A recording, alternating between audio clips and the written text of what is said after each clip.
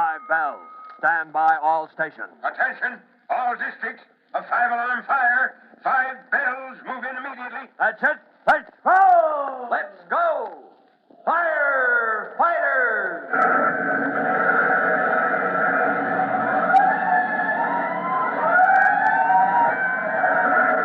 Presenting Firefighters, the true-to-life story of our unsung heroes who stand ready to ride by day or night against our most murderous enemy, the demon of fire.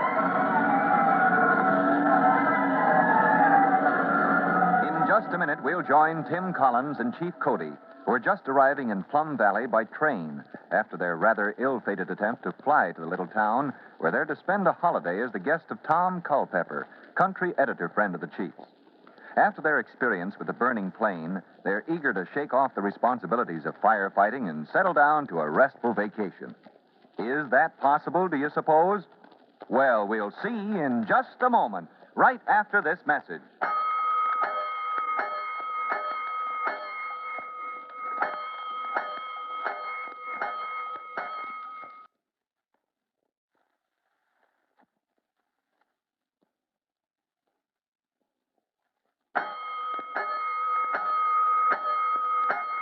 Let's go, firefighters.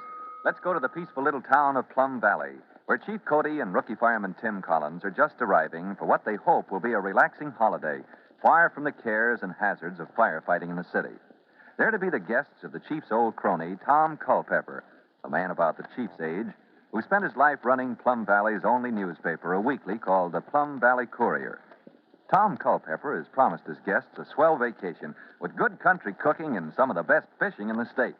In fact, fishing is the chief's topic of conversation as the train, one of the 2 a day that stops at Plum Valley, grinds to a stop before the evening. So you've never gone bullheading, huh, Tim? Oh, no, sir. I'm afraid not, Chief. Well, then you've missed one of the rare experiences of a lifetime.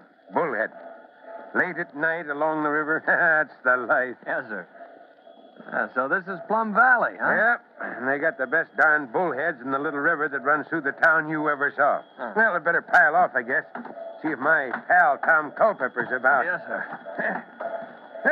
It's good to get here. Away from the city, away from fires. I wonder where Tom is. He said he'd meet us. Oh, here comes somebody who looks like he recognized us, Chief. That's him. Oh, Tom! Tom Culpepper, you old scallywag, you. Bob. Bob Cody. Well, how's the old smoke eater? Oh, good, Towns. It's great to see you. Yeah. Oh, this is Tim Collins. I guess you've heard me talk about him. Sure have. How are you, Tim? Welcome to Plum Valley. How are you, Mr. Culpepper? It's mighty nice of you to ask us to come. Oh, just call me Tom, son. We're informal here in Plum Valley. Well, you finally made it.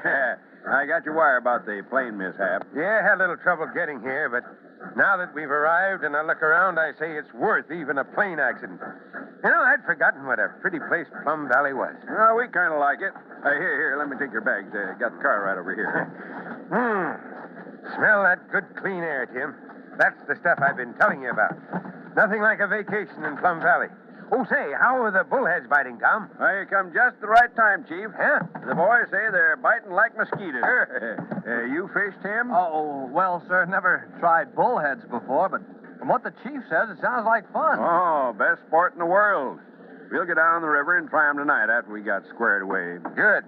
Nothing better for breakfast than a mess of bullheads fried in cornmeal. I thought we'd stop off at the newspaper office, see that everything's put to bed, and then we'll head for home and a little supper. All right. Well, what have you been doing with yourself, Tom? Still getting out the courier every week? Oh, yep. Still enlightening the public on the comings and goings of the town. You know, all the vital and important news that happens. Yeah, you make it sound pretty commonplace, but you don't fool me. Being a country editor is a mighty important job, I know. Matter of fact, I am right in the midst of something right now that gives promise of being exciting. That's so? What sort of crusade you cooking up this time? Well, I might as well tell you right off, I guess. This town has needed a good fire department for years. All we got is one ancient truck and no full-time firemen, only a few volunteers. Sounds typical of a lot of small towns. Well, I know it is, and I think it's time we did something about it.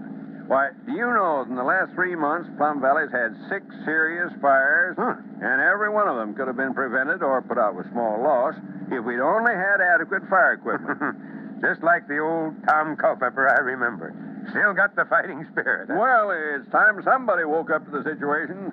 And I thought, while you were out here, maybe you could sort of help me stir up a little sentiment for getting better fire protection for the town, in between fishing, of course. Oh, sure, Tom. Can't fish all the time.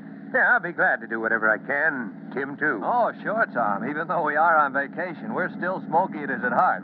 Yeah, well, here you are. Plum Valley Courier. Best little weekly in the state. Nice-looking little place. Yes. I worked hard to build this shop. That's one of the reasons I want good fire protection in town. Any reason to think you might get burned out, Tom? Well, as a matter of fact, there is. I've made a study of fires and fire prevention, and, well, here, I'll show you what I mean. Huh? You see this long block of connected buildings? Yeah, must run a full block from your newspaper office. Well, let me show you something. As an old fireman, I'll bet it'll make you whistle.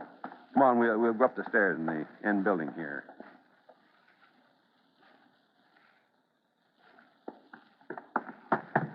Hey, where are you taking us? Looks like the attic, Chief.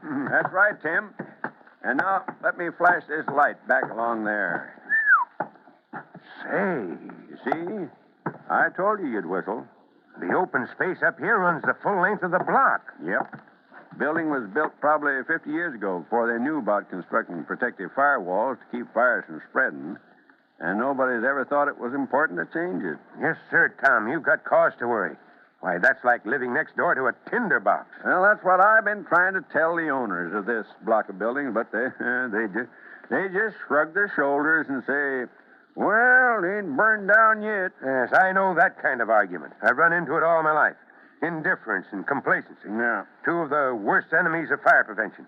But did you mention something about supper? Sure did.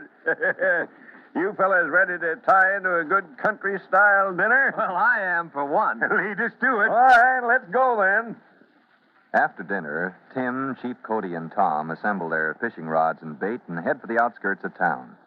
We find them now on the banks of a little river, whose still deep waters the bullheads reported to be eager to take the bait.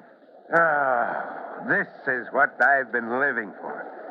Sit on the bank of a river and fish. Toss out your line, Tim.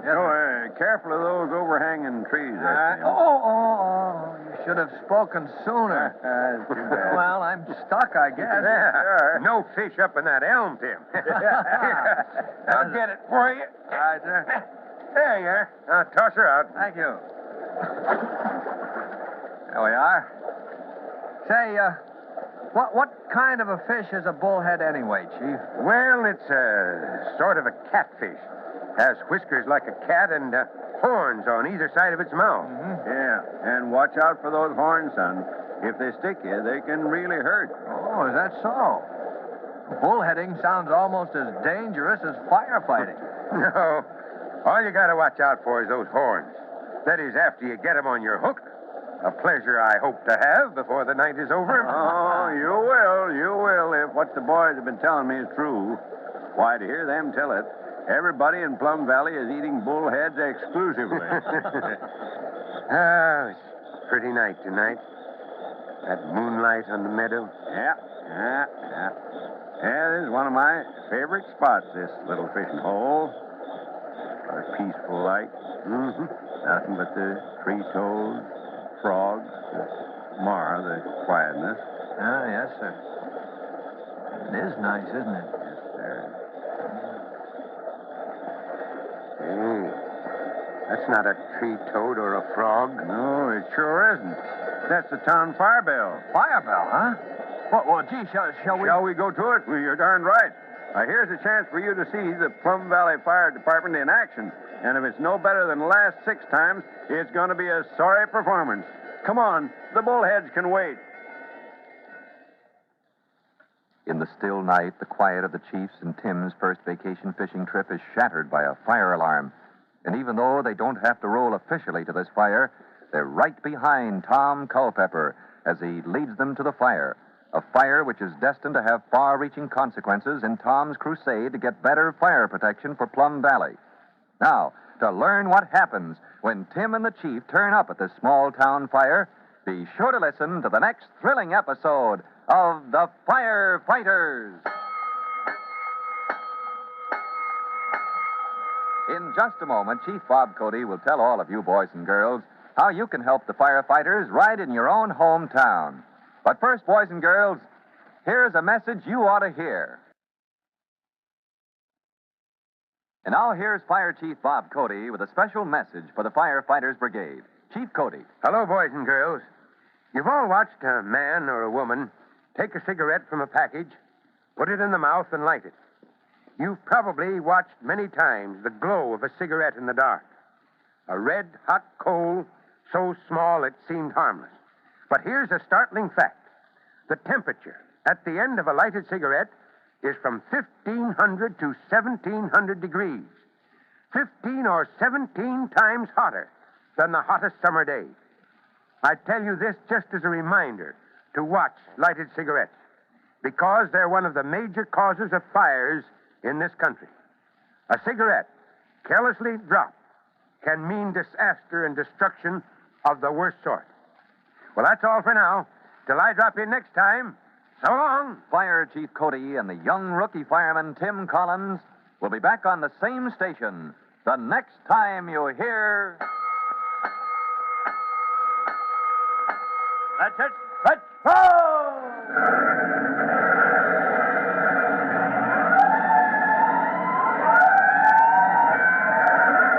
Let's go!